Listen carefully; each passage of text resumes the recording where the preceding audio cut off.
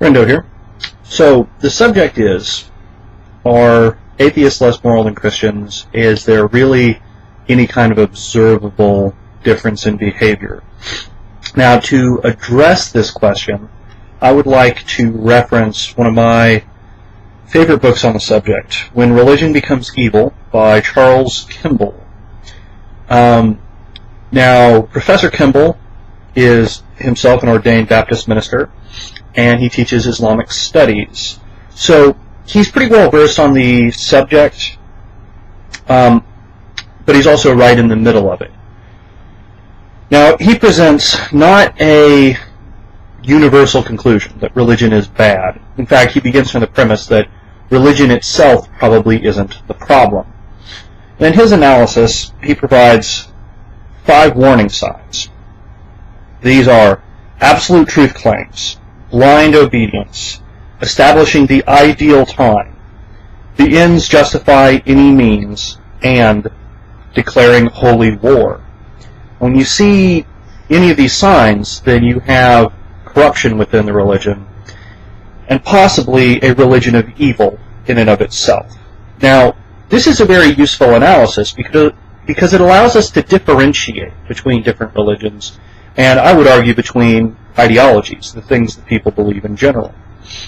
The problem that I normally have in this argument that atheists are less moral than Christians or any other believer is that it doesn't give us this kind of differentiation. By assuming a sameness of type, that an atheist is an atheist is an atheist, we automatically we automatically disregard anything that makes atheists operate. Some atheists are very liberal, for example, believe in social justice. Others are very conservative and fall into camps like objectivism, which believes altruism is a social evil. And there's a very large difference in the behaviors of the two, although they're both ostensibly connected by being atheists. Now, in regards to the 2 major arguments that I will hear theists make in order to prove that atheists are less moral, they'll go across one or the other of 2 different types. So the first argument is, based on definition, atheists are immoral.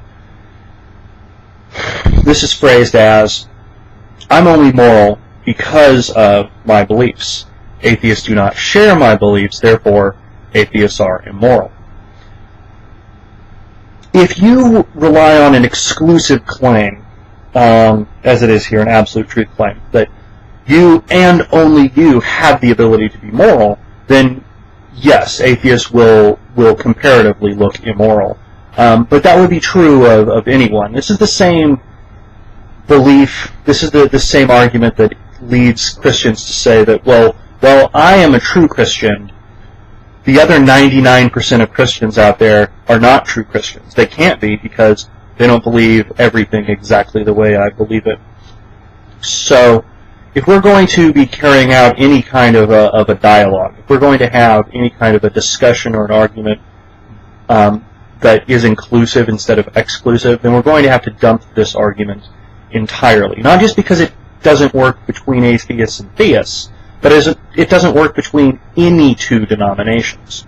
Now, the second argument is one that is based ostensibly on the historical record, and this is what you've referred to.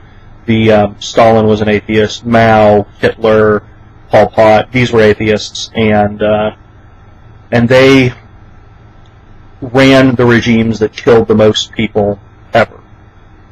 Now, to begin with, I find this to be begging the question. That is, you're going from specific to a general. And you just simply don't have enough premises in your argument to substantiate that. I have one person who did an atrocious thing. I can point out one thing about him and therefore assume that everyone that has that in common with him is going to do or is capable of doing atrocious things. This is simply a matter of begging the question. We really haven't established that this is the case. It's an overly simplistic argument and a fairly facile polemic. drove these dictators to carry out their brutality was more a matter of irrational, absurd beliefs that they held, not lack of belief in God.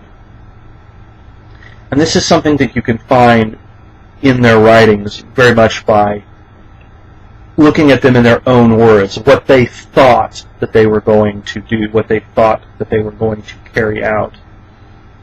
These were not men of letters. These were not men of science who were trying to bring about an enlightened age. Rather, these were men of mythology and mystery who saw dangers in the beliefs and the races and the ethnicities of others. I would not say that the policies that they enacted were pro-atheism. I would certainly not say that they were pro-rational. But in the end, if we are going to make an argument that a specific belief or set of beliefs or lack of belief is dangerous, I think we need to go to the kind of model that Professor Kimball has adopted. It's not enough to simply point out a single harm and then find a major single correspondence with the person who carried it out. Nor do I think that it is fair to compare just the best elements of one group or belief against just the worst elements of another. We can't logically advance our argument this way. All that we're doing is restating our premises. And when we're dealing with such weighty issues, we need to do something more than that. We need to have respect for the argument and for the people who we are attempting to represent in formulating our arguments. So, those are my thoughts on the issue. Thank you for listening. I'm Friendo.